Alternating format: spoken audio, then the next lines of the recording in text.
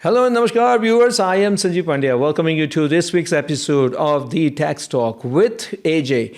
The show brings you all the things that you really need to know about taxes, but also beyond taxes. During the tax season, it's the taxes. There's always time to talk about taxes, but then we go beyond taxes also in order to bring you information which is in a way related to the taxes, because we all have to pay taxes and taxes are the most essential.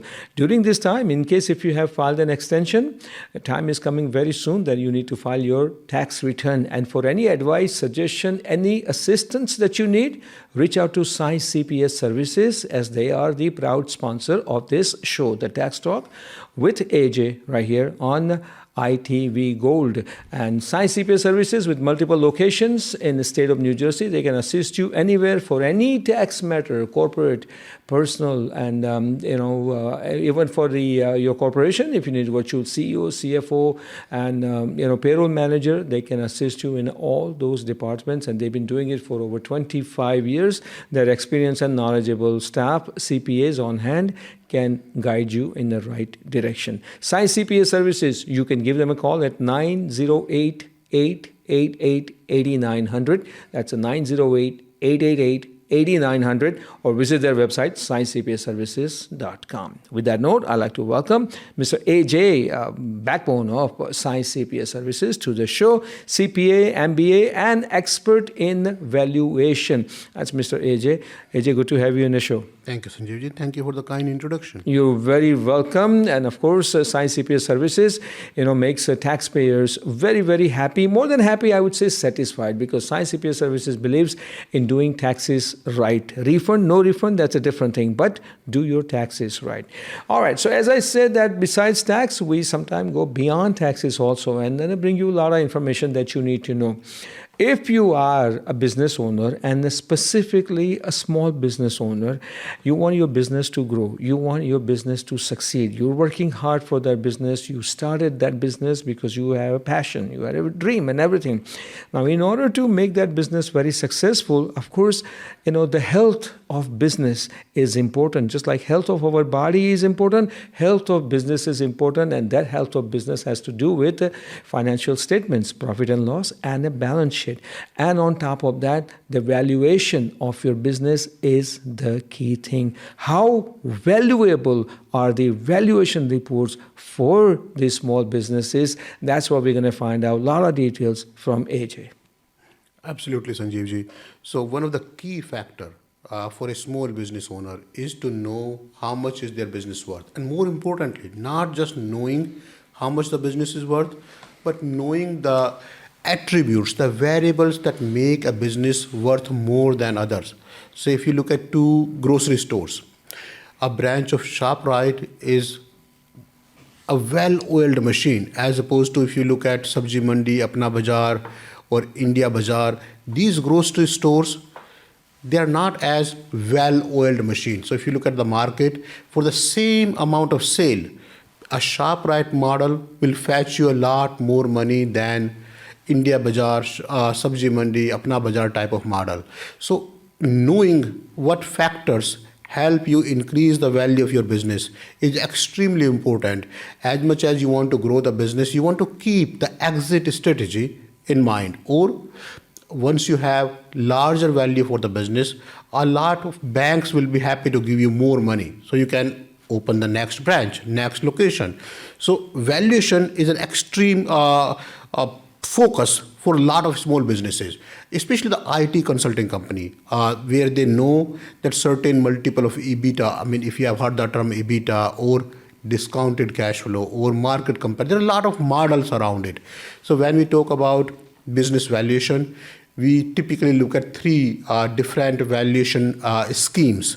So there are a lot of valuation models that you can use to create valuation for a small business. Correct. Depending on the type of business, you have to choose three best methods for valuation that helps in this type of industry. And then you go through certain caveats, certain reports that we'll explain in this show. So for your small business, your type of industry, what you need to be mindful about, what can you do today to make your business worth more 3 years from now. Some of these things can be implemented immediately. Some of these things will take time to implement. But keeping the focus on the exit strategy, keeping the focus on the valuation, and working on the factors that will help increase the valuation is what we are going to talk about in this show. Okay, and keeping one more thing in the mind also when it comes to small business valuation, and I'll come to that in a second. Viewers, I just want to let you know that AJ has that degree called CVA, Certified Valuation Analyst. Besides CPA and MBA, he is a Certified Valuation Analyst. That means he is knowledgeable in preparing a valuation report for a small business. AJ, my point was, small business valuation can be a game changer. Okay, when you want to grow business and you want to succeed in everything else, but having a valuation can also help to get attention from financial institutions when you need business loan, when you want to expand, or let's say you want to go into a franchisee and everything. A lot of things depend upon the valuation, and that's why it's important. Now, my first point to you is that mergers and acquisitions. How does a valuation fall into mergers and acquisitions category? Absolutely. So when you are thinking about M&A mergers, you want to merge your business with somebody else, or you want to acquire their business, having a third party fair valuation will put you in the right spot. So sometimes people ask us, I'm trying to buy this business. They're asking for 2 million. Is it too high or too low? We don't know. If the real value of the business is 5 million, then 2 million is a great deal. If the real value of the business is $500,000, then 2 million is terrible. So just by looking at the number that the business is asking for, or the seller is asking for $2 million, that doesn't mean anything. But if you knew a third party valuation by a certified valuation expert, then you can negotiate. This certified valuation expert gave you an 80-page report, did the valuation in 3 different methods, 3 different ways, compared a lot of sales of this type of business for this type of size in this industry that happened in last couple of years. And based on that, if they tell you this business is worth, let's say $2.2 million in this example, now 2 million is good. Knowing the actual value by a third-party valuation expert will put you in the driver's seat to negotiate the right value, or at least you will know that you're getting the right deal. It gets better. Let's say if the valuation expert says the deal is $2 million and you're getting it for $2 million. Now you can take this valuation expert report to the bank that I'm trying to buy this business. This is the valuation expert. They are saying it is $2 million. I can bring in $500,000 down. Bank will be happy to give you the loan as much as sometimes 70%, depending on bank to bank. If you are bringing some money down, as long as you know the value of this business is X amount of money, and that has to be justified by a certified valuation expert. So how do you determine the fair market value? A great question. So depending on the industry, depending on the size of the business, so there are 7 different methods for valuing the business. Depending on the industry, depending on the size, depending on the geographical area, we'll choose typically 3 areas. So let's look at EBITDA model first. We call it cash flow model or discounted cash flow model. So we look at how much profit, how much money this business is making. If this business is doing $1 million sale, how much is the earning before interest, tax, depreciation, amortization? What's the true cash flow, and how much the cash flow going to be for the next 5 years?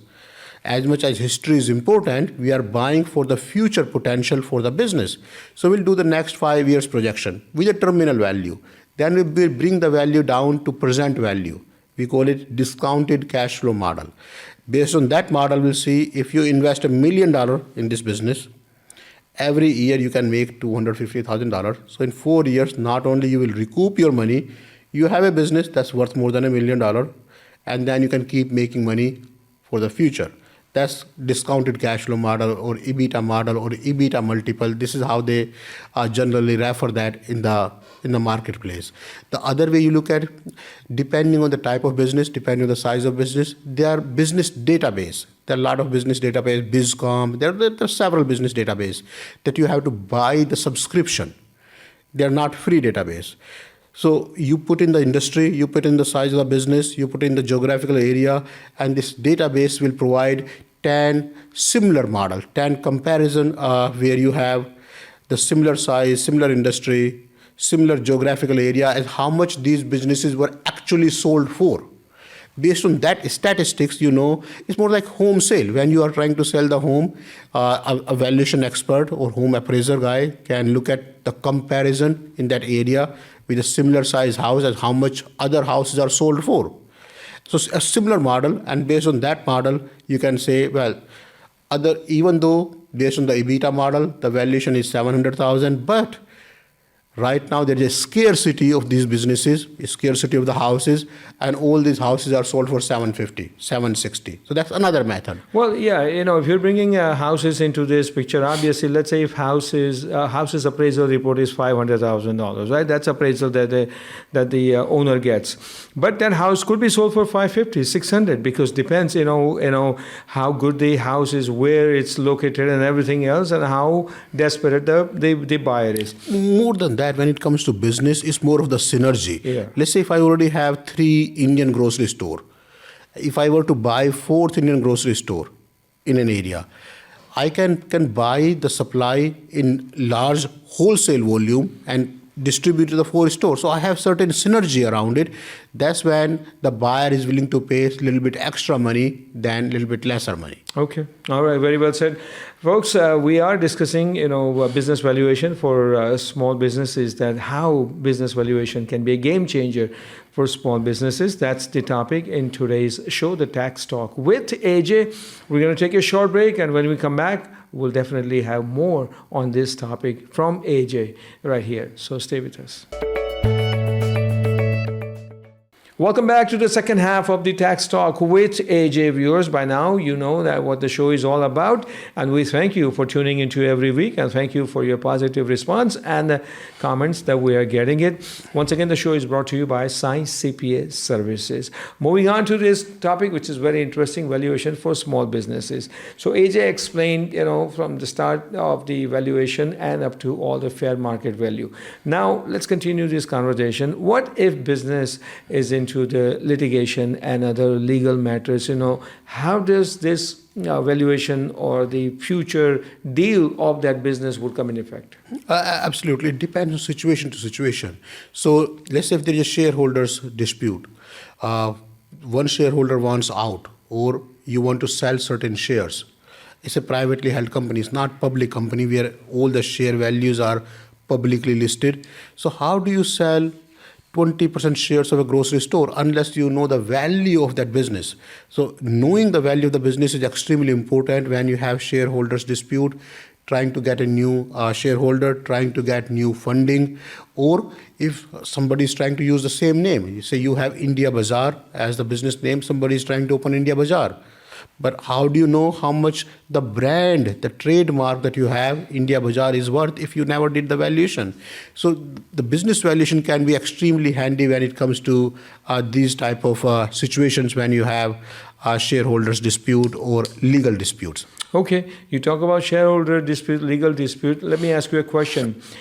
If an owner or one of the owners or a partner, if they are into divorce, settlement thing, would that affect? And second thing is, do you look into economic situation also, economic rundown, economic boom? Yes and no. So let's look at it separately. In a divorce settlement, let's say if husband owns the business, typically, let's say the court is saying whatever you are worth, let's give half to the spouse. In that case, how much do you give to the spouse if you don't know how much the business is worth? So having the business valuation will help you knowing how much you are giving to the spouse, if it's a good deal or bad deal. Let's say if you own a home and own a small IT consulting company. Now the court is saying, let's give the home to the wife and you can keep the business. If your business is not worth at least the value of the home, it's not a good deal for you. So especially in the divorce situation, it can be extremely difficult not knowing how much the business is worth to settle on a divorce decree. Now, as far as the economic conditions are concerned or future of that industry is concerned, say for example, gas stations used to be a gold part. Gas stations are not seen that positively now in the market only because of these electric vehicles and a lot of the charging stations popping up. And a lot of states, say for example, the state of California has this mandate that by 2030, all vehicles have to be electric vehicles. So now the gas station in California may not have as much value as they once did. So you have to look at the economy of the industry. You have to look at the future of that industry. At the end of the day, as much as history is important, you are buying the future potential. Once I give you $1 million, how long is it going to take me to make that $1 million? How much money can I make when I sell this business? That's the idea here. All right. So continuing that point and leading into the more serious discussion. Listen, not every single business would be very healthy. That means not every single business would be making a lot of money and have a great numbers on their balance sheet and whatnot, right? Some businesses do need financial restructuring or what we call damage control. In the valuation, is there any scope rather for the suggestions on how to make this financial restructure and what to do to improve business? It depends on the scope. Typical business valuation is all about how much is this business worth. But as a business owner, you can define the scope. You can ask the valuation expert, I want to know not only how much the business is worth, I want to know the 5 drivers that's making you create that decision, that's helping you create how much is the business worth. And then you can define the scope with the valuation expert, that the valuation expert will help you understand if you had this situation, if you had leveraged situation, your business will be worth more. Typically, and it's counterintuitive, typically the businesses that have loans are worth more than the businesses that do not have loan, because the debt is considered as a cheap option. So you have to, depending on the scope of the assignment, the valuation experts can help a small business understand how to increase the value of their business. Okay, let's continue to touch upon another serious, points in this valuation: gifts and the wealth transfer. If there is, certain gift involved, wealth transfer in a business, how would that be, recorded in a valuation? Absolutely. So the government has certain limits around how much you can gift throughout the lifetime.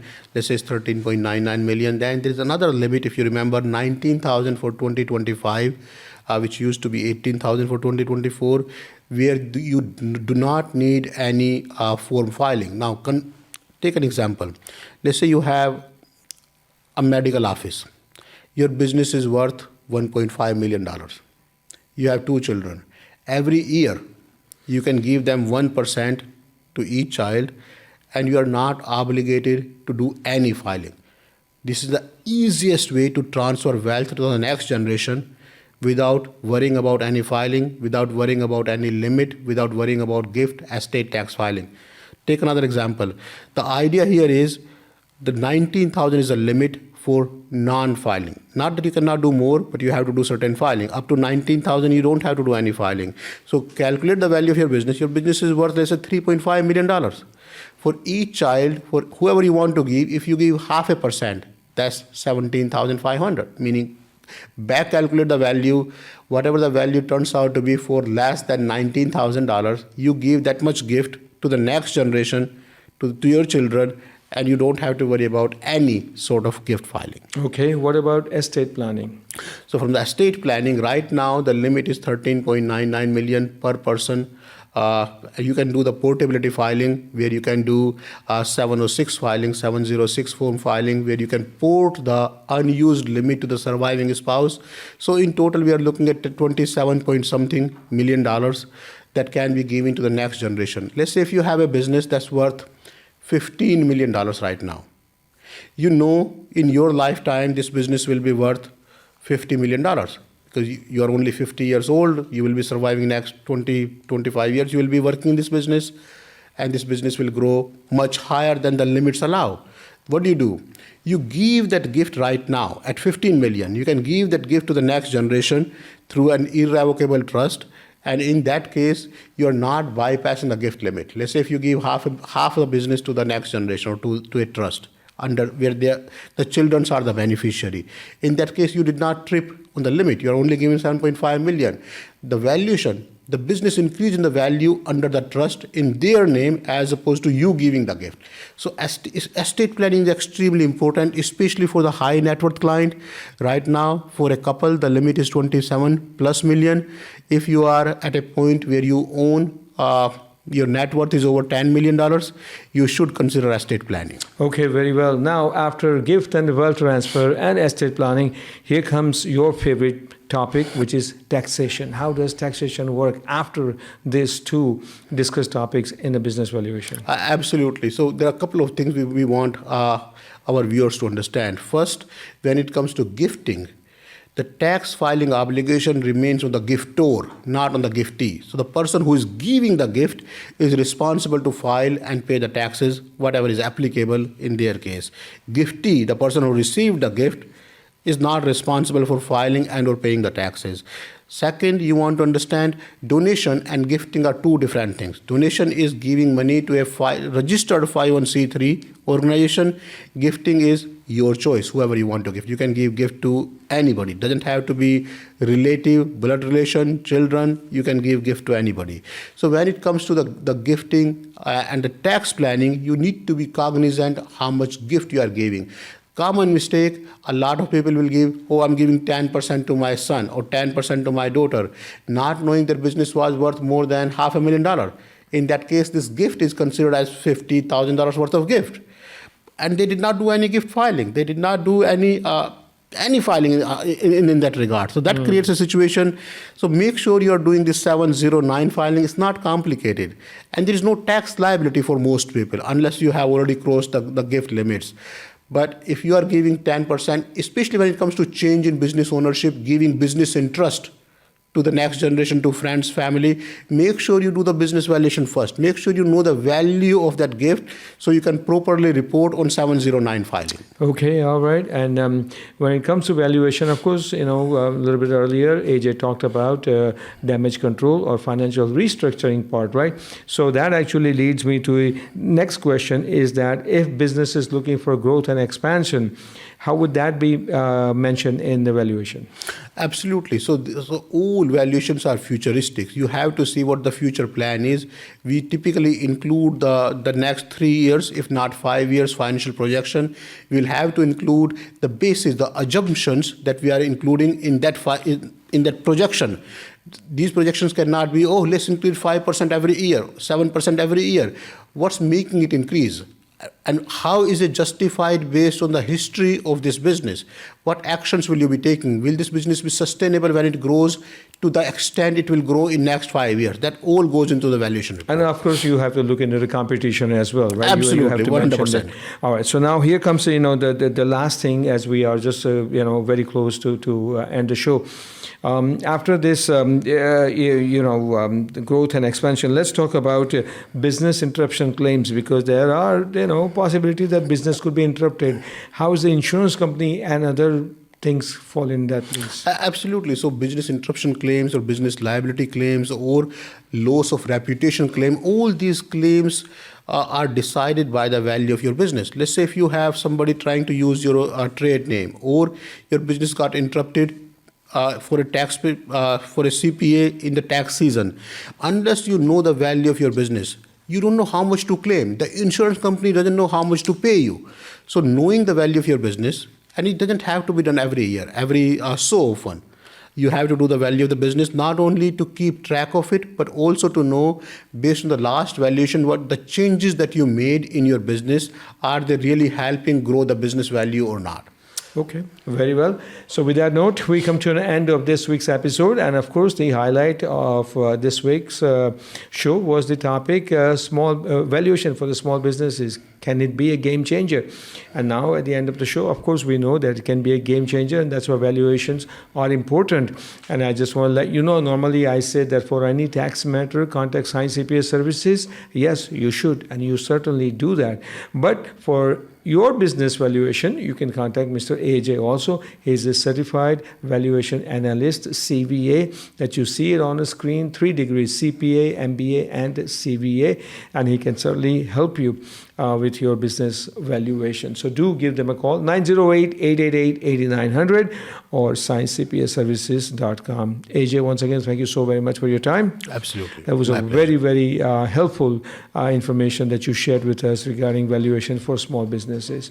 I am Sanjeev Pandya, wishing you all happy and smiley days ahead until we meet again, same place, same time. Do take care of yourself. So long. Thank you.